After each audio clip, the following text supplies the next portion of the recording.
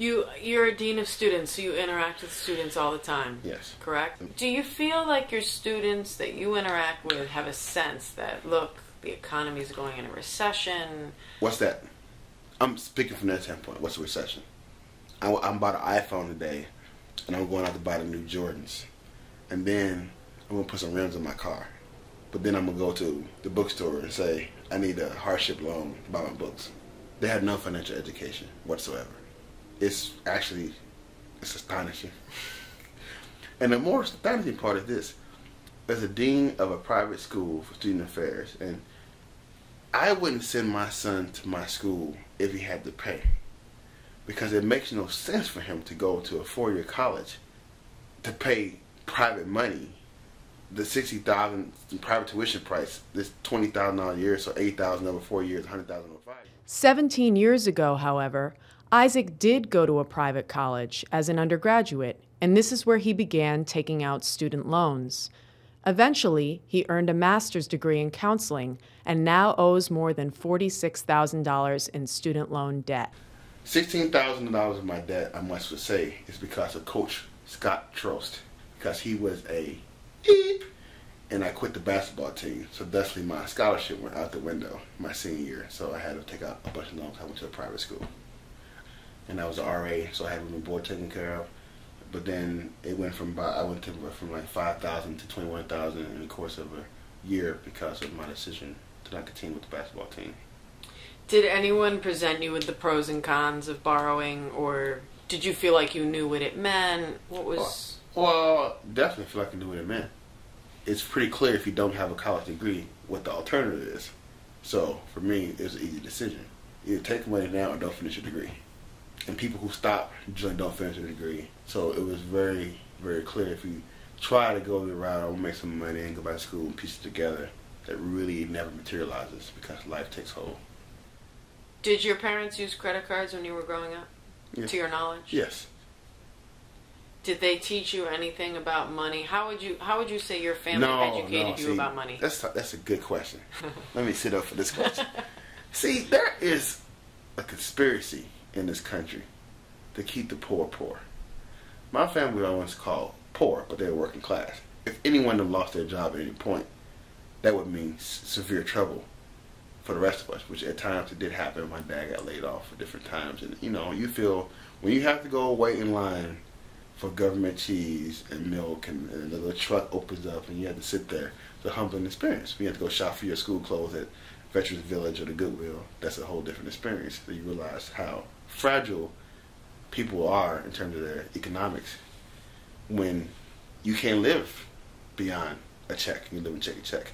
So my parents didn't tell me very much of anything. I watched their several thousand mistakes, and we all laugh about it now as a family. But my dad, he tried to do real estate. He tried to do, home businesses. He tried to do a lot of things. He tried to make an additional residual income. So there was talk about money in the house about I think the smart things about having RA and retirement and IRA and savings and residual income and blah blah. But there was lack of execution, successful implementation of those plans. And I think it's all because you're not taught about money. If you're the son of a woman who got a 4th grade education and lived in the farm, and then on this side my mother is a son of daughter of a sharecropper, they're not necessarily the most money savvy. Hard workers, laborers for life, but economic intellect was lacking.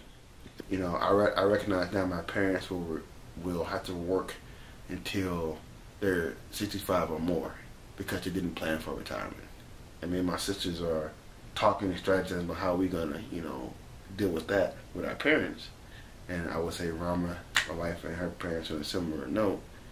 Through those dialogues over the last 5-6 years, we've all become more educated about, well, one, what are we going to not do to make same thing as our parents? Because we don't want our children to have the same considerations. And two, how can we get ourselves in a financial stability point so if it does come around that we do have to severely help our parents, that us pooling ourselves as siblings to help them won't be a burden. The larger family as a shared financial resource is not a new American phenomenon. Recent media coverage, however, via CNN, the Associated Press, and USA Today, highlights a growing trend of Generation X adult children that depend on their aging parents. Isaac, in contrast, expects to contribute and support his parents as they continue to work with minimal retirement plans. His commitment to community does not stop with his family, though. He's formed conclusions about education, how it's made available to young people, and the current overarching policy right here in Florida. Florida education is with Zach. Why is that? Because they're teaching to a standardized test that has no correlation to success in college, nor does the curriculum that they have in place have anything to do with lifelong learning. It's all about the freaking FCAT, which is stupid. I don't have another word to describe it other than stupid. So you've been able to experience something different in terms of education. Yeah, I have been fortunate enough, and my siblings were fortunate enough, my two younger sisters, we all went to magnet/gifted programs because we test well. I'm not saying we're smart, so I want you to take to say that. I'm not saying I'm extra smart. I'm just saying I test well. And because of that, I have the things that I expect in education and things that I encountered in growing up from kindergarten to high school. Students didn't get my education.